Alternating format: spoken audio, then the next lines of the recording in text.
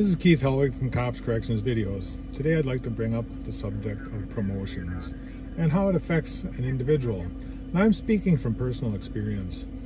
I was a blue shirt, a line officer for over 17 years before I decided to promote to lieutenant. Some institutions or some facilities, some states, some police departments, sergeants are considered supervisors. In Wisconsin, a sergeant in corrections is not considered a supervisor. So I promoted to lieutenant. Now, I promoted to lieutenant for a number of reasons. I got to admit, pay was a part of it, but also I promoted because I wanted to be a leader. I didn't want to be a boss who sat on my butt in a chair and told people what to do, but I wanted to be a leader. Now, some people are going to question the effectiveness of my leadership capabilities, and that's fine. You know, I question the effect of their officer abilities at times. But all too often, people promote for the wrong reason. They promote because it's great to be the boss. It's an ego thing. They're a lieutenant, they're a captain. People have to listen to them. The thing that they seem to forget, though, is that when you move into those positions, you assume a greater responsibility than you ever had before. You're responsible not only for your own conduct, but you're responsible for the conduct of those under you, especially if you're a captain. When I was a captain at the institution, everything that happened during the course of my shift fell back on me in one way, form, or manner. And that's the way it should be. As a captain, you need to be in charge. But I saw too many captains who, rather than helping people succeed, which was my goal, sat back and watched them fail. That's one of the reasons I became a supervisor, is because I saw other supervisors that did that. Now, don't get me wrong, I had some really great supervisors coming up through the ranks. I can think of Captain Nelson, Captain Schrader, you know, just numerous ones. You know, I'm not trying to neglect someone by not mentioning their name, but I had some great supervisors who were great examples. Now, I had other supervisors who were my boss, who were not so great. They didn't lead from the front, they led from a desk. They didn't do their job unless they were telling somebody else what to do. Now, when I was a supervisor, even when I became a captain, I never expected my staff to do something that I wouldn't do. Whether that was a strip search, whether that was wrestling somebody down. If my staff wasn't, or if I wasn't willing to do it, I didn't expect my staff to do it. You know, too many supervisors will sit back and they will lead from behind. Now, I didn't go in the first man on a cell entry team. I did that enough times when I was an officer and a sergeant. But once I became a supervisor, I didn't do that. It was my job to supervise the scene. But that doesn't mean I didn't go hands-on when it was necessary. I saw too many supervisors sit back and watch the team struggle with someone while they're back there giving directions and they're telling this guy, do this, do this, do this, rather than jumping in there and doing what needs to be done. If you're a supervisor, you have to be willing to jump in there and do what needs to be done. Now, one of the things you always hear as a supervisor is never forget where you came from. And you know what? That is great advice. Never forget where you came from. But also, never forget where you are. As a supervisor, you're going to lose friends.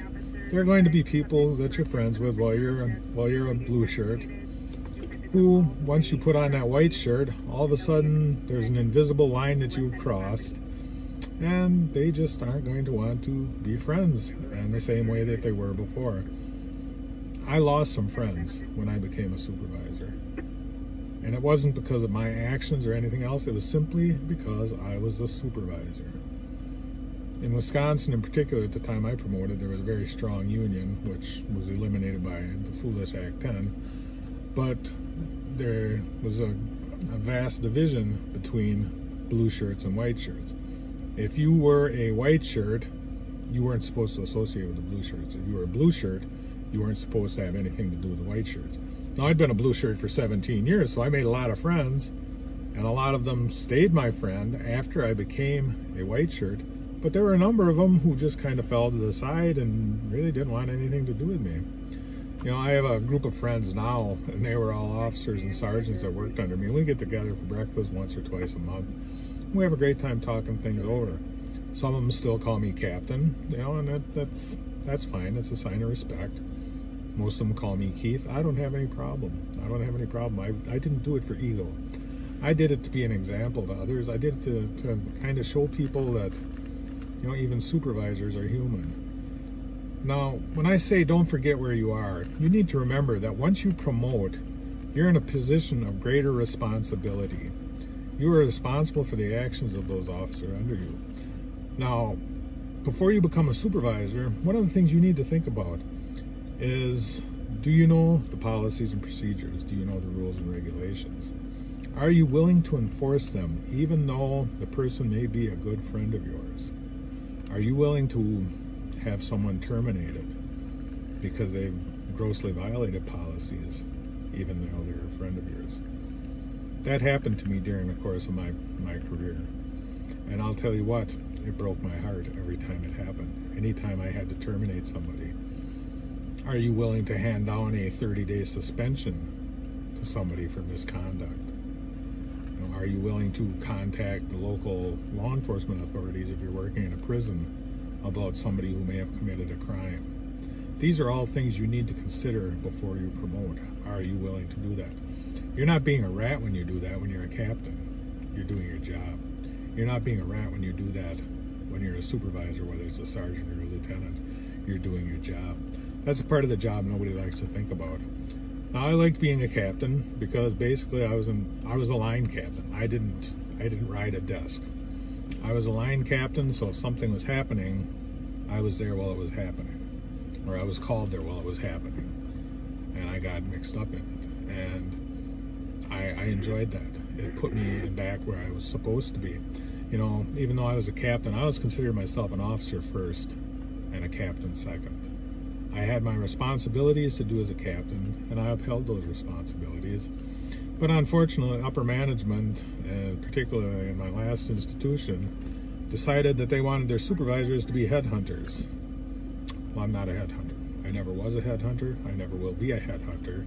So I kind of fell out of favor, and you know, that's another thing about being a supervisor. You're not assured of your shift.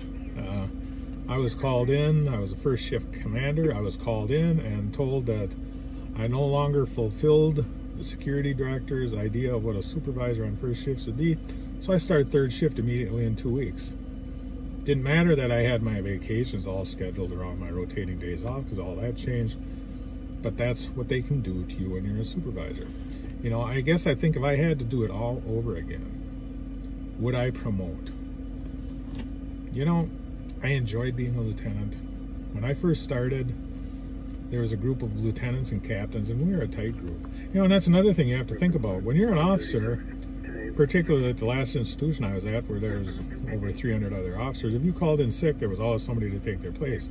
If you're a captain or a lieutenant and you call in sick, you're screwing probably one of 10 or 12 other people, and it's going to come back to haunt you. I mean, how can you maintain a good relationship with these people if you're going to be call in sick? You know, not saying that everybody calls in sick and abuses sick leave, but let's face it, there are a number of people that do.